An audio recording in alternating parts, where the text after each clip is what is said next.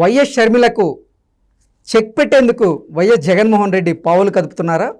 అందులో భాగంగానే వైఎస్ షర్మిల కడప నుంచి పోటీ చేస్తే ఆవిడకు పోటీగా వైఎస్ భారతీరెడ్డిని పోటీ చేయించే యోచనలో జగన్మోహన్ రెడ్డి ఉన్నాడా అంటే అవుననే సమాధానం ఇస్తున్నారు కొంతమంది రాజకీయ విశ్లేషకులు.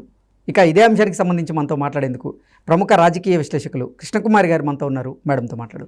మేడం నమస్తే. నమస్తే మేడం, షర్మిల గారు గనక కడప నుంచి పోటీ చేస్తే ఆవిడకి పోటీగా వైఎస్ భారతీరెడ్డిని పోటీ చేయించే అవకాశం ఉందంటూ కూడా ఆ రకంగా జగన్మోహన్ రెడ్డి యోచిస్తున్నారు అంటూ కూడా ఒక వార్త ఇప్పుడు సోషల్ మీడియాలో చక్కర్లు కొడుతుంది. ఏంటి మేడం, ఆ వార్తలో వాస్తవం ఉందా? ఈ వార్తలో ఎంతవరకు వాస్తవం ఉందో తెలియదు, కానీ ఇరుపక్షాలు కత్తులు నూరుతున్న మాట అయితే వాస్తవం. ఇంకా ఈ కత్తులు నూరే విషయంలో రాగద్వేషాలకి బంధుత్వాలకి ఏమీ స్థానం లేదు. పోరాటం అంటే పోరాటమే అన్నట్లున్నారు. అంటే వీళ్ళు అక్కడక్కడ రాజమౌళి సినిమాల్లో చూసినట్లు త్రిముఖ పోటీ ఇలాంటి మాటలు ఉన్నాయి కదా, ఆ విధంగా చేస్తున్నారు. ఆ విధంగా పావులు కదుపుతున్నారు వీళ్ళు. ఎందుకంటే రాజకీయాల్లో త్రిముఖ వ్యూహం అంటే ఏముంటుంది? అదంటే యుద్ధం కాబట్టి త్రిశూల యుద్ధము ఏదో చెప్పారు వాళ్ళు. ఇక్కడ త్రిముఖ యుద్ధం అంటే ఒకటి వ్యక్తిగతంగా యుద్ధం చేస్తున్నారు, ఇంకొక రకంగా ఆవిడికి ఆస్తులు ఏవైతే ఉన్నాయో ఆ ఆస్తులు దక్కకుండా చేయటం ఒకటి.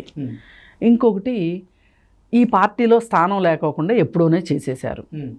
ఆవిడ ఇంకొక ఇల్లు చూసుకునేటట్లుగా ఆవిడని నిరాశ్రయురాలని చేశారు రాజకీయంగా. ఒక రకంగా నిరాశ్రయులు అయితేనే కదా ఇప్పుడు అంత రాజకీయ అనుభవం ఉండి ఆమె కూడా అంత ప్రజల్లో తిరిగి అంత జగనన్న వదిలిన బాణంలాగా ప్రజల్లోకి దూసుకెళ్ళి అంత చేసిన తర్వాత కూడా ఆవిడకి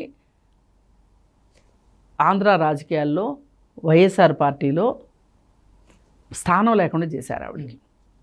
ఇలా చేసిన తర్వాత అంటే 3 రకాలుగా ఆవిడని బంధించేశారు. ఆర్థికంగా కావచ్చు, ఎట్లా అయినా సరే బంధించేసిన తర్వాత ఇప్పుడు ఆవిడ ఇక ఆల్టర్నేటివ్ లేక రాజకీయంగా బంధించారు కాబట్టి కాంగ్రెస్ పార్టీలో చేరింది. అలాగే వ్యక్తిగతంగా ఆవిడ్ని చాలా నీచంగా ఉపయోగించుకున్నారు. ఆ రోజు సోషల్ మీడియాలో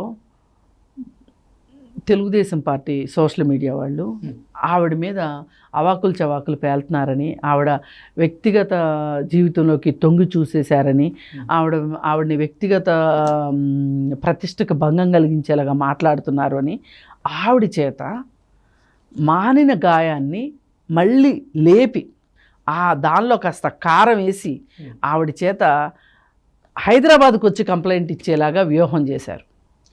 ఆవిడని బాగా వాడారు కదా. ఇవాళ వీళ్ళు అదే పని చేస్తున్నారు. ఆవిడ నైతిక బలాన్ని దెబ్బతీయాలని, ఆవిడ మానసిక మనోధైర్యాన్ని దెబ్బతీయాలని, మానసికమైన బలానికి వీళ్ళు పరీక్ష పెడుతున్నారు. ఏంటి అంటే ఆ రోజు దేని గురించి అయితే ఆమె వ్యతిరేకంగా మాట్లాడిందో అవే మాటలు ఇప్పుడు వీళ్ళు మాట్లాడుతున్నారు. ఆమె యుద్ధమే చేసింది ఆ రోజు. ప్రజల్లో పాదయాత్ర చేయడం ఒక్కటే కాకుండా ఒక రకంగా వాళ్ళ అన్న ఏ టాస్క్ ఇస్తే ఆ టాస్క్ చేసింది, ఏ పని చెప్తే ఆ పని చేసింది. అంత చేసిన తర్వాత ఆవిడ్ని తూచిపోమన్నారు. ఇంకా అవసరం లేదు, కూరలో కరివేపాకు అన్న వాల్యూ ఉంటుంది కానీ ఒక టిష్యూ పేపర్ లాగా తీసి పక్కన పడేశారు. తీసి పక్కన పడేస్తూ ఆవిడ ఆర్థికంగా ఆవిడ మూలాల్ని దెబ్బకొట్టాలని ఆవిడని ఆర్థికంగా బంధించారు. బంధించి ఇష్టారీతిని ఇట్లా చేస్తే ఆమె వచ్చి ఆ రాష్ట్రంలో ఉంటే మా బాబాయ్ గతే నాకు పట్టుద్దా అనే ఒక భయంలో పక్క రాష్ట్రంలో వచ్చి ఏదో పరువు కాపాడుకోవాలన్నట్లు పంతానికి ఆమె రాజకీయ పార్టీ పెట్టేటట్లు చేశారు వీళ్ళు. అయిపోయింది. ఆ తర్వాత నేను రాజకీయాలు చేయలేను అని కాంగ్రెస్ అన్నట్లు, అక్కడికి ఆమె రాకూడదు అన్నట్లుగా ప్రయత్నాలు చేశారు. సరే చివరికి వచ్చింది. అక్కడికి వచ్చిన తర్వాత ఇప్పుడు ఆవిడ మీద చేస్తున్న యుద్ధం ఏంటి అంటే కాంగ్రెస్ పార్టీ ఎంతో నమ్మకం పెట్టుకుని తీసుకుంది. ఆమెకి పిసిసి ప్రెసిడెంట్ కూడా ఇవ్వడానికి సిద్ధపడింది, ఎంతోమంది సీనియర్లని కాదని. ఇప్పుడు ఆవిడ నైతిక బలాన్ని దెబ్బతీసేటట్లు ఆవిడికి ఉచ్చు బిగిస్తున్నారు వీళ్ళు. అంటే మళ్ళీ కూడా రాజకీయాల్లో ఆవిడకి స్థానం లేకుండా చెయ్యాలని. ఇప్పుడు ఈమె ఎక్కడ వెనక్కి వెళ్ళిపోతే కాంగ్రెస్ పార్టీ అధిష్టానానికి కోపం వచ్చి నీకు ఇచ్చిన పని నువ్వు చేయలేకపోయావు, నువ్వు మా దగ్గర ఉన్నా ఒకటే లేకపోయినా ఒకటే అనేలాగా చెయ్యాలి అని చెప్పి అక్కడ తాడేపల్లి ప్యాలెస్లో కుతంత్రాలు జరుగుతున్నాయి. దానికి పెద్ద మేస్త్రి గారు ఉన్నారు కదా, సజ్జల గారు, ఆయన భారతి వీళ్ళందరూ కలిసి మొదటగా మొదలెట్టిన యుద్ధం ఏంటి అంటే ఈవిడి మీద వ్యక్తిగతమైన జీవితంలోకి వెళ్ళిపోయి వ్యక్తిగత ప్రతిష్టకు భంగం కలిగేలాగా ఇష్టం వచ్చినట్టు మాట్లాడుతున్నారు.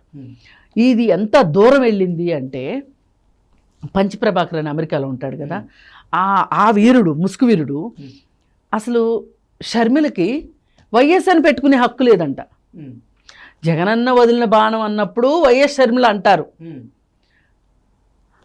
కేసులు పెట్టడానికి వైఎస్ షర్మిల అంటారు, పాదయాత్ర చేసినప్పుడు వైఎస్ షర్మిల అంట, అన్నిటికీ వైఎస్ షర్మిల పనికొచ్చింది. ఇప్పుడు వైఎస్ షర్మిల కాదంట, రాజారెడ్డి, ఆమె కొడుకు రాజారెడ్డి కాదంట, రాజారాం శర్మ అంట. వాడు కనిపెట్టాడు అమెరికాలో కూర్చుని ఇట్లాంటివన్నీ.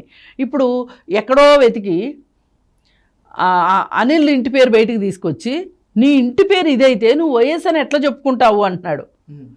అంటే వీళ్ళ అర్థం ఏంటంటే జగన్మోహన్ రెడ్డికి ఒక్కడికే వైఎస్ అని పెట్టుకునే హక్కు ఉంది, షర్మిలకి లేదు. అంటే ఎన్ని రకాలుగా ఆ అమ్మాయిని ఇబ్బంది పెట్టాలని చూస్తున్నారో అర్థం చేసుకోండి. అంటే అసలు నువ్వు మా కుటుంబానికి చెందిన దానివే కాదు, వైఎస్ రాజశేఖర్ రెడ్డి ఇంటి పేరు నువ్వు పెట్టుకోవడానికి వీల్లేదు.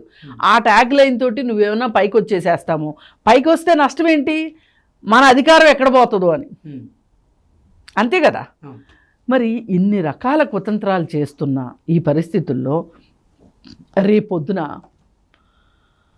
ఆమె మీద పోటీ చెయ్యరు అనడానికి మనకి అనడానికి లేదు, ఆస్కారం లేదు. పోటీ చేయొచ్చు, చేస్తే ఇన్ని యుద్ధాలు చేసిన వాళ్ళు ఆ యుద్ధం చేయరా, ఆ యుద్ధమో చేస్తారు. కానీ ఏం చేసినా మీవన్నీ దింపుడు కళ్ళెం ఆశలే, అక్కడ వైఎస్ఆర్ పార్టీ గెలవదు. ఇప్పుడు రేపొద్దున